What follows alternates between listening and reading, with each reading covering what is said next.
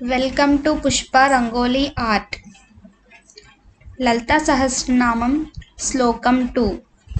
Udyadbhanu Sahasrabha Chaturbahu Samanvita Ragaswarupa Pasadhya Krodha Karam Kusojvala. ఉద్యద్భాను సహస్రాభ ఉదయించుచున్న 1000 సూర్యుల యొక్క కాంతులతో సమానమైన కాంతి కలది. చతుర్బాహు సమన్విత 4 చేతులతో కూడినది.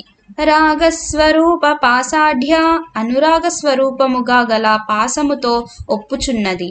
క్రోధాకారాం కుశోజ్వల క్రోధమును స్వరూపముగా కలిగిన అంకుశముతో ప్రకాశించుచున్నది.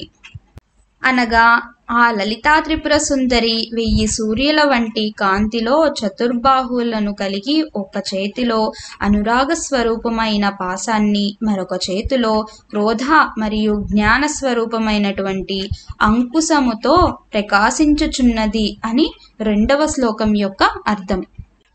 ఉద్యద్భాను సహస్రాభ చతుర్బాహు సమన్విత రాగస్వరూప పాసాఢ్య క్రోధాకారాం కుశోజ్వల.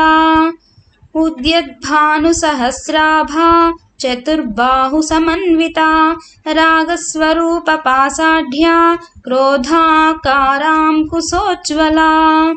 ఉద్యద్భాను సహస్రాభ చతుర్బాహు సమన్విత రాగస్వరూప పాసాఢ్య క్రోధాకారాం కుశోజ్వల. ఉద్యద్భాను సహస్రాభ చతుర్బాహు సమన్విత రాగస్వరూప పాసాఢ్య క్రోధాకారాం కుశోజ్వల. ఉద్యద్భాను సహస్రాభ చతుర్బాహు సమన్విత రాగస్వరూప పాసాఢ్య క్రోధాకారాం కుశోజ్వల.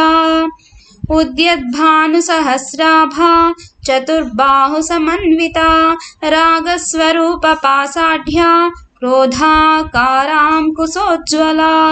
ఉద్యద్భాను సహస్రాభ చతుర్బాహు సమన్విత రాగస్వరూప పాసాఢ్య క్రోధాకారాం కుశోజ్వల.